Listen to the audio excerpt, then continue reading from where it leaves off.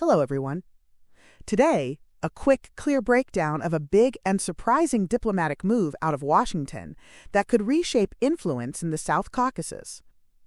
At the White House on August 8, 2025, President Donald J. Trump, who took office January 20, 2025, hosted leaders from Armenia and Azerbaijan for a U.S.-backed peace framework. The headline item: a new, roughly 20-mile transit link through southern Armenia that has been publicly labeled the Trump route for international peace and prosperity. The agreement is being billed as a breakthrough after decades of intermittently violent conflict between Yerevan and Baku. What the corridor actually does, in plain terms, it would give Azerbaijan direct, shorter access to its western exclave of Nakhchivan. Think of it like a bridge that restores a cut-off piece of the country to easier trade and travel. For people who like maps, Azerbaijan today exists as two pieces, separated by Armenian territory. The corridor closes that gap.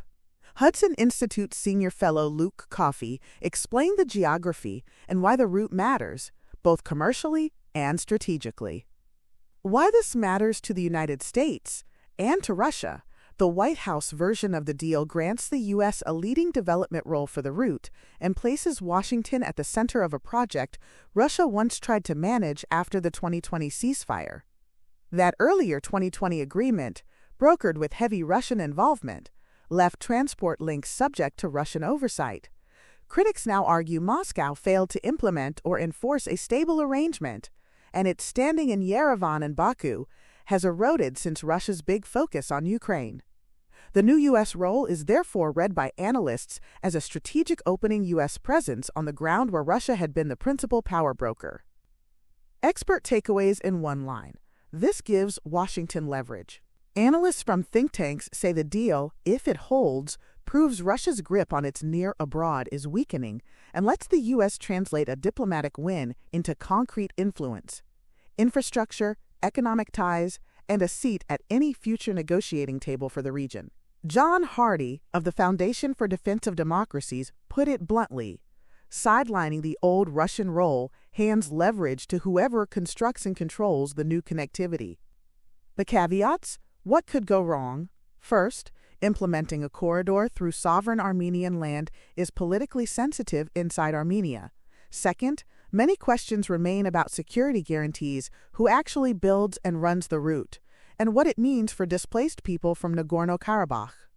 Some critics, including voices in the Armenian diaspora and regional analysts, warn that economic corridors alone do not erase deep political grievances and humanitarian concerns. What this could mean beyond the Caucasus: a U.S. foothold here could become a bargaining chip in broader diplomacy, including any talks with Moscow over Ukraine, because infrastructure and access are tangible leverage points. Observers note Washington might use development rights or commercial contracts tied to the corridor as carrots or trade-offs in larger negotiations.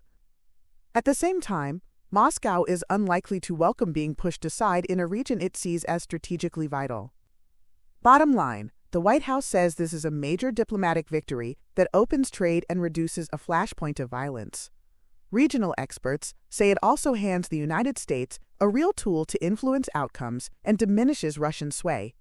But the deal's success will depend on careful implementation, credible security guarantees, and whether local and international actors accept the new arrangement. So what's your take? Drop a comment below.